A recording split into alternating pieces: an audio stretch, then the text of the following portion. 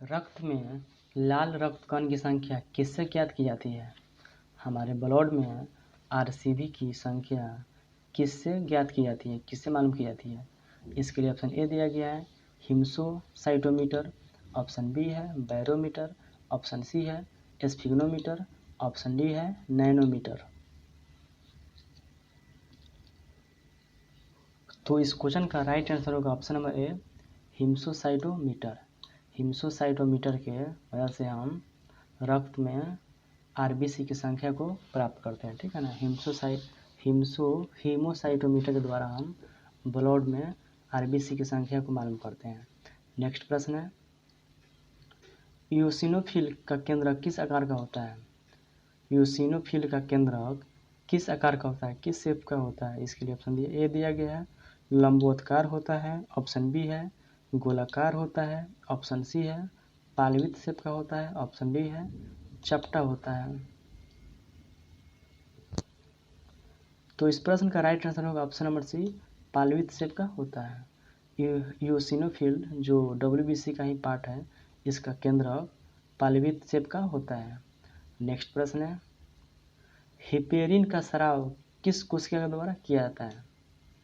Heparin का स्राव किस कोशिका के द्वारा किया जाता है? इसके लिए ऑप्शन ए दिया गया है श्वेत रक्त कणिका के द्वारा, ऑप्शन बी है लाल रक्त कणिका के द्वारा, ऑप्शन सी है हिपैटिक कोशिका के द्वारा और ऑप्शन डी है लसिका के द्वारा। तो इस प्रश्न का राइट आंसर होगा ऑप्शन नंबर ए श्वेत रक्त कणिका के द्वारा, यानी डब्ल्यूबीसी के द्वारा। डब्ल्यूबीसी के द्वारा हिपेरिन नामक केमिकल का सिक्रेशन किया जाता है। नेक्स्ट प्रश्न है, गर्मी के दिनों में मानव शरीर के तापमान पर क्या असर पड़ता है? गर्मी के दिनों में हमारे टेम्परेचर पर क्या असर पड़ता है?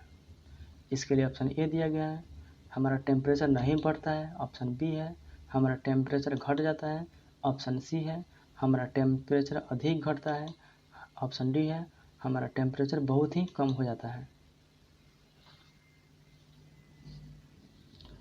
तो इस प्रश्न का राइट आंसर होगा ऑप्शन नंबर ए नहीं बढ़ता है। गर्मी के दिनों में भी मानव शरीर का तापमान एकदम समान ही होता है, चाहे कितना भी गर्मी क्यों नहीं हो जाए, हमारा टेम्परेचर कभी भी नहीं बढ़ता है, ठीक है ना, हमेशा इक्वल ही रहता है, जितना पहले था उतना ही, गर्मी हो या ठंडा सब जगह पे सेम ही रहता है। नेक्स्ट प्रश्न है, लसिका किस ऊतक में पाई जाती है? लसिका किस में पाई जाती है?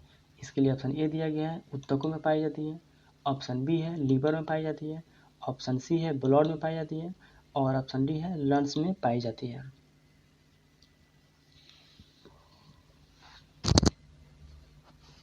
तो इस क्वेश्चन का राइट आंसर होगा ऑप्शन नंबर ए टिश्यू में पाई जाती है। लसिका टिश्यू में पाई जाती है। नेक्स्ट प्रश्न है, सीरोटीन नामक पदार्थ को हमारे शरीर में कौन स्रावित करती है? सीरोटीन नामक पदार्थ को हमारे बॉडी में किसके द्वारा सिक्रेट किया जाता है, कौन स्रावित करती है? इसके लिए ऑप्शन ए दिया गया है बेसोफिल के द्वारा, ऑप्शन बी है मोनोसाइट के द्वारा, ऑप्शन सी है न्यूरॉन कोशिका के द्वारा और ऑप्शन डी है यकृत के द्वारा, यानी लीवर के द्वारा स्रावित की जाती है। तो इस प्रश्न का सही जवाब होगा ऑप्शन नंबर ए बेसोफिल के द्वारा। हमारे शरीर में सीरोटीन नामक पदार्थ का स्राव बेसोफिल करती है। बेसोफिल भी डब्ल्यूबीसी का ही प्रकार है। नेक्स्ट प्रश्न है, ठंडी के दिनों में हमारे शरीर के तापमान पर क्या असर पड़ता है?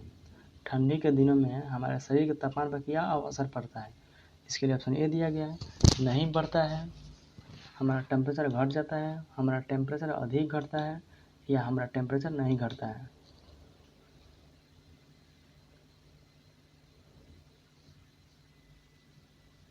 तो इसका राइट आंसर होगा ठंडी के दिनों में हमारा टेम्परेचर नहीं घटता है, एकदम सेम ही रहता है। ठंडी हो या गर्मी हो हमारा टेम्परेचर हमेशा इक्वल ही रहता है, ठीक है। नेक्स्ट प्रश्न है, शरीर ऊतकों के बीच कौन सा द्रव पाया जाता है? हमारे शरीर के ऊतकों के बीच कौन सा लिक्विड पाया जाता है, कौन सा फ्लूइड पाया जाता है? इसके लिए ऑप्शन ए दिया गया है लसिका, ऑप्शन बी है रक्त, ऑप्शन सी है पानी और ऑप्शन डी है हार्मोन।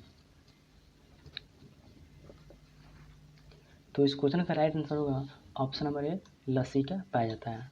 हमारे शरीर के ऊतकों के बीच लसिका नामक द्रव पाया जाता है। नेक्स्ट क्वेश्चन है, ब्लड क्लोटिंग में कौन सा आयन हेल्प करता है? ब्लड क्लोटिंग में कौन सा आयन हेल्प करता है, कौन सा आयन सहायता करता है ब्लड जमने में? इसके लिए ऑप्शन ए दिया गया है कैल्शियम आयन, ऑप्शन बी है सोडियम आयन, ऑप्शन सी है क्लोरीन आयन और ऑप्शन डी है पोटेशियम आयन।